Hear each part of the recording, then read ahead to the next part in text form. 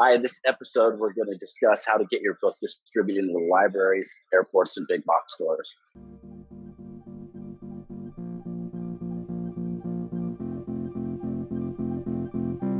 Hi, my name is Greg Jacobson, mentor to royalty, heads of states, and high performance athletes. I give them the ultimate success method and how to be happy, teach them the 3 keys to having an amazing quality life. Well, today we're honored to have with us best-selling author Amy Collins. Amy's story spans from very humble beginnings all the way to personally selling over, is it 80 million books now? It's incredible. The numbers keep going up. Which are sold specifically to libraries and big box stores. Amy, take it away. Oh, Greg, thank you. I am so excited to be part of this program that you're working with. Greg and I actually met because I do a few programs with Steve Harrison. And Steve, through his Quantum Leap program and through his work, I teach a number of bookstore and library classes through Steve Harrison, but also with Daniel Hall. And over the last several years, I've kind of become known for being the library and bookstore lady, which does not surprise me because for 20 years I was a sales rep for some pretty major houses selling to the bookstore and library market. But that's how I got started. And Greg, I'm thrilled to be here. Thank you. So tell me who you were before you even thought of selling or purchasing books. Okay, well, I was a musician, actually. I went to college to sing classical music, and I actually had a job. I was making a living as a musician. Now, for any of you out there who's ever made a living as a musician, you know that that means that you maybe on a good day can eat eggs and meat. But there's not a lot of money in making a living as a musician. So I got a part-time job in a bookstore. This was Christmas time, 1992. Oh man, that was a long time ago. And I got a part-time job in a bookstore. And things just kind of rolled from there. The bookstore liked me. They asked me to stay on. I became their book buyer.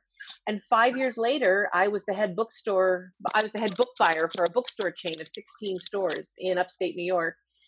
We had stores in Pennsylvania and Connecticut and all over New York. And I wasn't a musician anymore, but I loved it. I've been in publishing ever since, and I eventually became a sales rep. I loved everything about the industry. So what did you learn specifically from doing that for so long that you can translate into what you do now? And really, how did you make that jump? Well, unfortunately, I wish there was a way I could just give people the the 11 things they need to do to make a book appropriate for the bookstore, but that's just not appropriate. It can't be done because there's always a few intangibles.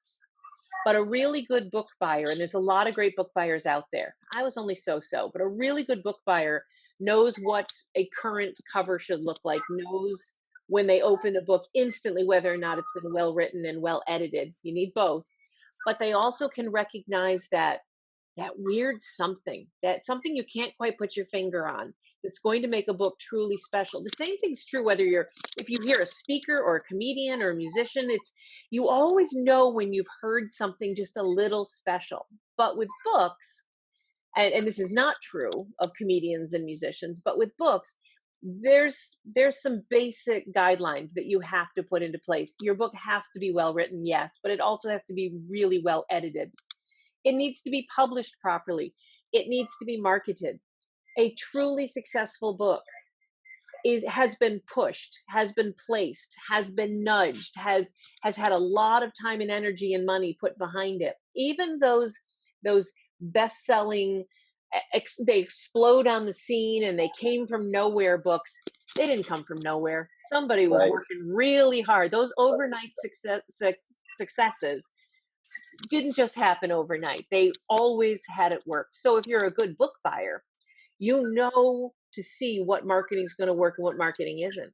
And then again, that was the 90s. Everything has changed. I mean, when I started, Amazon didn't exist. When I started, Borders only had a few stores.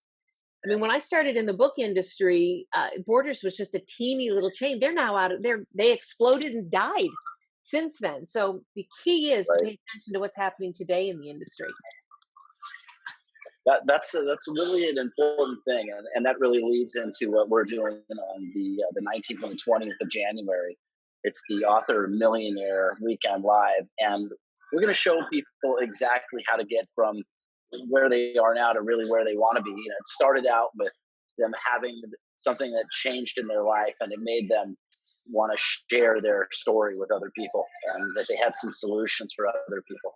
And then they decided, how am I going to get that out there? They put it out in the book, and then they put the book out there. And for most people, it doesn't go anywhere, because the book isn't really how you're going to make all of your money. It starts with a book, but because that makes you an expert.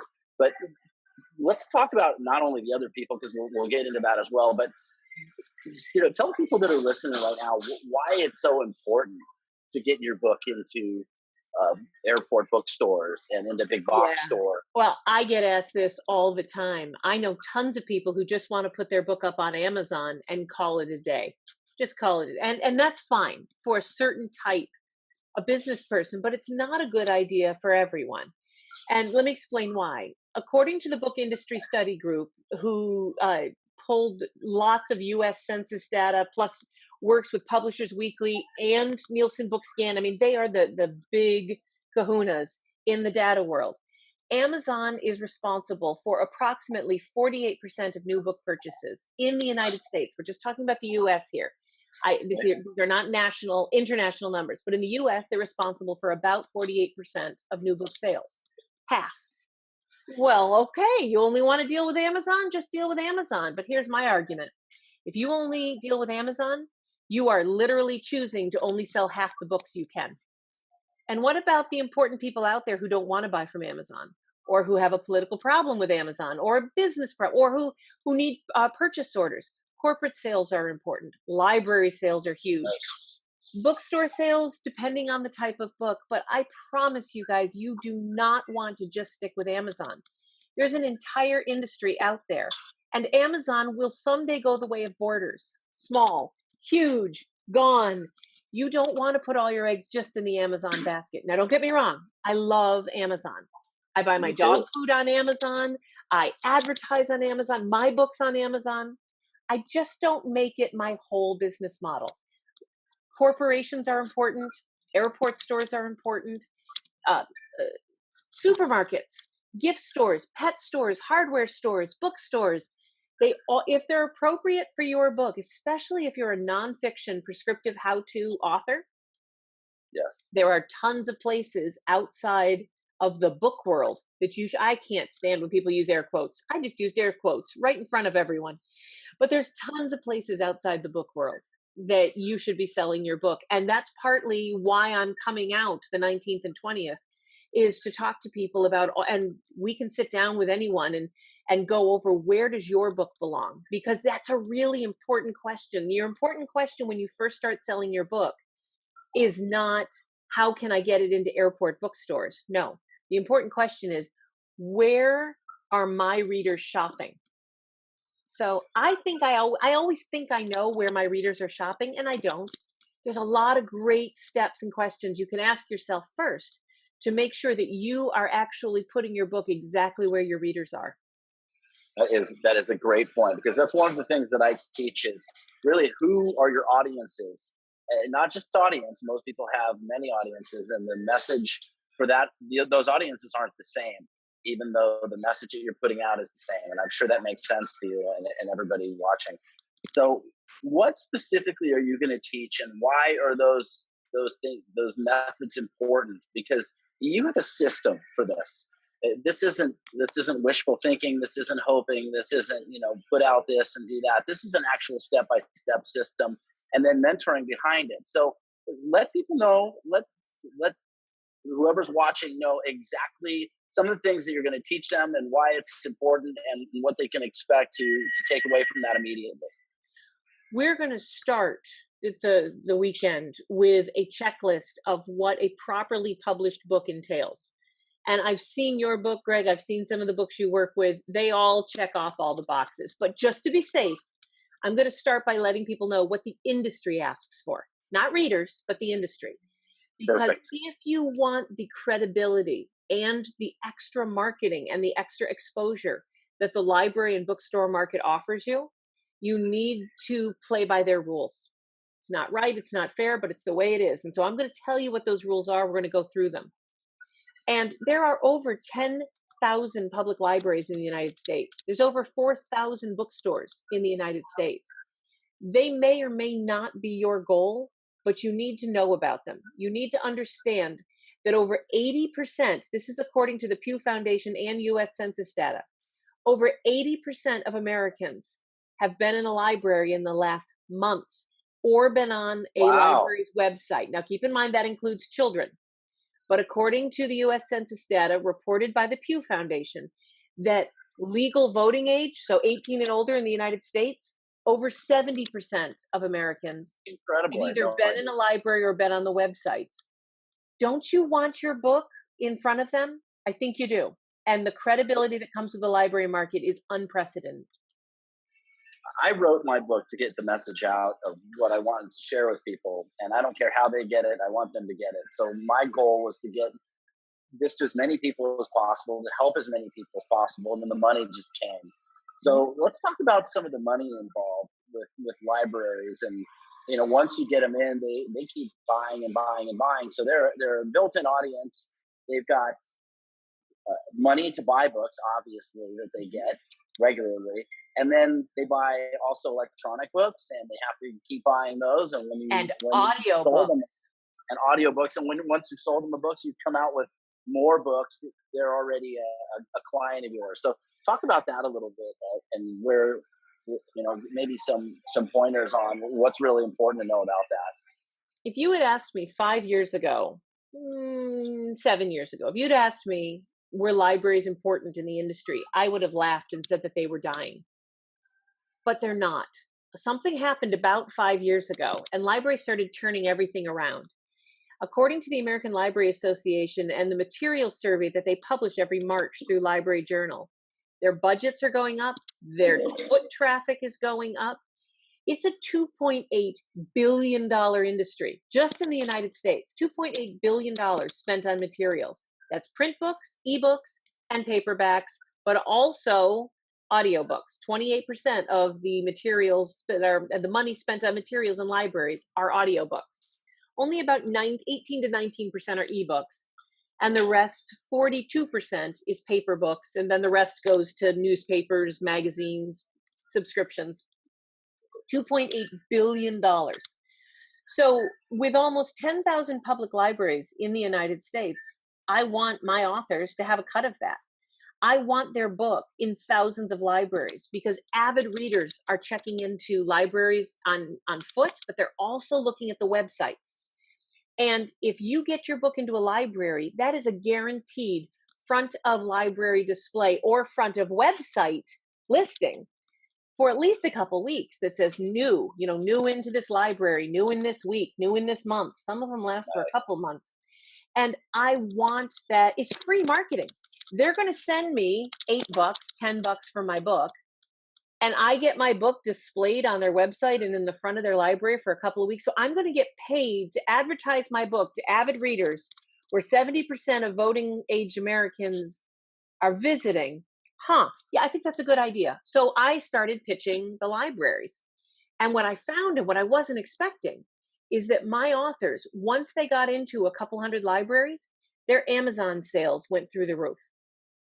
That there was a That's market, almost 30%, but a market increase in their Amazon sales once they got into libraries. Because just because someone takes a book out of the library doesn't mean that's the end of the story. They talk about it to their brother-in-law. They mention it at lunch to so-and-so or a coworker. Sales start happening from the library market that are nowhere near the libraries. So at the Author Millionaire Weekend that's coming up, again the 19th and 20th, for VIP check-in, it's the 18th. They're going to get some access to you. They're going to get step-by-step instructions on what you do, how you do it. You're going to tell them what they're looking for. You're going to tell them what steps to take to get in there and how to follow up and how to maximize your strategies that you've developed over years, written books on, and helped I don't know, tens of thousands of authors now to get their books into these places that were thought to be impossible. or maybe even not important, but it turned out to make a big difference on their bottom line. Because listen, if you're doing this and you want to be a full-time author and speaker and you really want to help people, you have to take advantage of all these niches that these experts that we brought together are going to share with you. So Amy, I want to thank you for coming on here, and please let people know exactly how they can get a hold of you right now. I will. I will. Greg, thank you. I'm so looking forward to January 19th through the 20th and 18th. And I want to assure everyone I'm there for the whole weekend. So you have to come find me. Sign up for this weekend and come find me. It's a chance in essence to get free consulting from me. I will be around the whole weekend. I'm not one of those people who disappears for hours. I mean, I'm right there in the middle of it. So come, sign up, use me, use all the experts that Greg has. If you have any questions about this weekend and want to set up time with me while I'm there, you can email me at Amy, A-M-Y, at newshelves.com and tell me that you're going to be at the weekend and we'll set up a time. We'll talk. I know my schedule. Greg's already given it to me. We'll set something up. That sounds great. And I'm sure you're very excited about all the other speakers that are going to be there. Our faculty is by far the best there's ever been for nonfiction authors to get their book out there and make a difference and grow their audience and learn how to get celebrity endorsements and how to have the emotional mindset and then the follow-up practices to make money in all of these areas with a book that you already have. So I'm super excited. Make sure that you check out the link below. And if there's anything I can help you with, you can reach me directly there. And again, thank you. Amy, is there anything else that you would like to talk about that you want to add? Anything that's important with big box stores, or you do so much and you're so talented, and we don't have the time to go over it here, but we'll go over it there. Yes. So is there Come anything find specific you me want to talk about? come find me in San Diego if you want to know how to get into airport stores. And I'll tell you the truth, guys. I mean, things like Walmart, they're tough. I'm not going to win the lottery in January, and you're probably not going to be in Walmart by the end of January. There's steps, there's things you have to do, but I can tell you what they are. And airport stores are a lot easier to get into than you'd think. I can give you some introductions. So come find me in San Diego. I'd love to talk about airport stores and the decisions and the way they decide how books get in. I would, if you've got questions about Costco or Barnes and Noble or any of the biggies, I'm your girl. Come find me. Outstanding. Again, thank you for your time, and we will talk very soon. And I'll see you in January, everybody.